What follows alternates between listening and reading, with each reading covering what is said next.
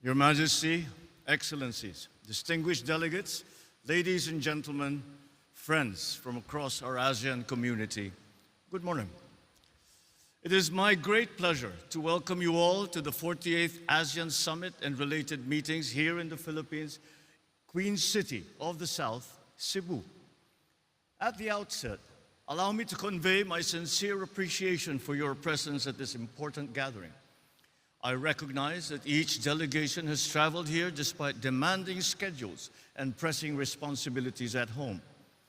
That you have chosen to be here reflects not only the urgency and significance of the occasion, but also our shared commitment to the enduring values that continue to bind our region together: dialogue, cooperation, and mutual respect. Ladies and gentlemen, it is especially meaningful that we gather in this historic place. As a pre-colonial trading hub, the historic province of Cebu has served as a gateway to our beautiful country. Long before our modern borders existed, Cebu already stood as a crossroads of trade, ideas, and peoples. Half a century ago, Cebu witnessed the birth of Philippine international connectivity, the introduction of a lasting spiritual and cultural heritage, and the beginnings of a major regional hub.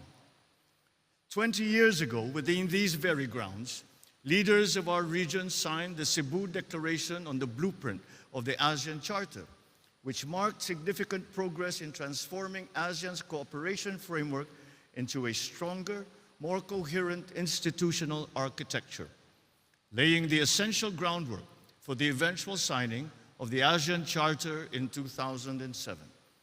It is therefore a fitting place for our summit, providing us with a valuable opportunity to advance regional cooperation, economic resilience, and sustainability under the Philippine chairship anchored on the theme, Navigating Our Future Together. Ladies and gentlemen, we once more find ourselves here in Cebu at a defining moment in our shared journey.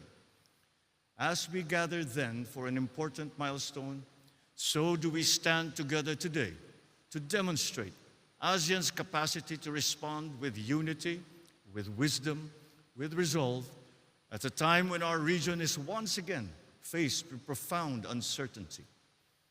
For we meet at a time of considerable challenge. Across our region and beyond, nations continue to navigate an increasingly complex global environment.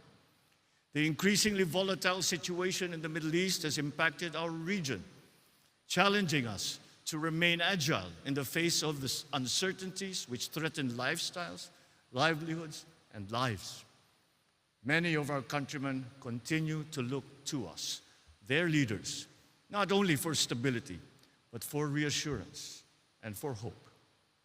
Over the past months, each of our countries has had to make adjustments to modify our approaches. So we come together now to study those adjustments, to find the best approaches, to face the future together. For the Philippines, we made the difficult decision to recalibrate our ASEAN chairship hosting in response to the Middle East conflict through the scaling down of non-essential activities and shifting of applicable meetings from physical to virtual platforms. Despite the said calibration, we strive to remain responsive to the needs of our ASEAN community and focused on fulfilling our chairship goals. The work of ASEAN must continue, not despite the challenges, but because the times demand our answers to those challenges, for our peoples, for our countries, for ASEAN. My appreciation extends to ASEAN and our partners in ASEAN, because despite facing deep challenges of your own, you have come to support us and to work with us to respond to this crisis. We have strengthened our coordination where possible. Our foreign, economic, agriculture, and energy ministers have met to lay out plans with their sectors.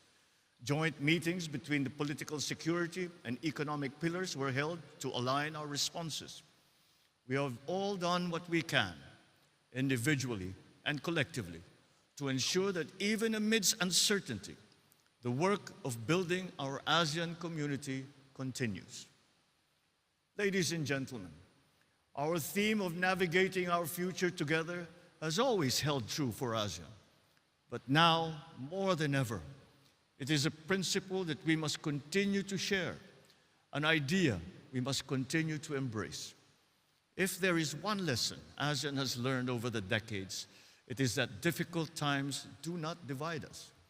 For ASEAN, challenges present us with opportunities that have further strengthened our resolve to work more closely, to listen more carefully, and to act more purposefully. This summit gathering is evidence of that commitment. It reflects our shared understanding that especially in moments of difficulty, engagement remains essential. That when circumstances are challenging, partnership is, more than ever, indispensable. And that even when the future appears uncertain, hope remains the responsibility of leadership. It is in that spirit that I warmly welcome all of you, reminded of the significance of our gathering. For ASEAN has always drawn its strength not from uniformity, but from unity. So as we begin our work today, let our discussions be guided by wisdom, openness, and our enduring commitment to one another. Aligned with the Philippines' 3 Ps, peace and security anchors, prosperity corridors, and people empowerment, our discussions today will chart our course as we navigate our future together. Once again, I thank you for your presence and welcome you to the 48th ASEAN Summit. Mabuhay at maraming salamat. Thank you, Mr. President.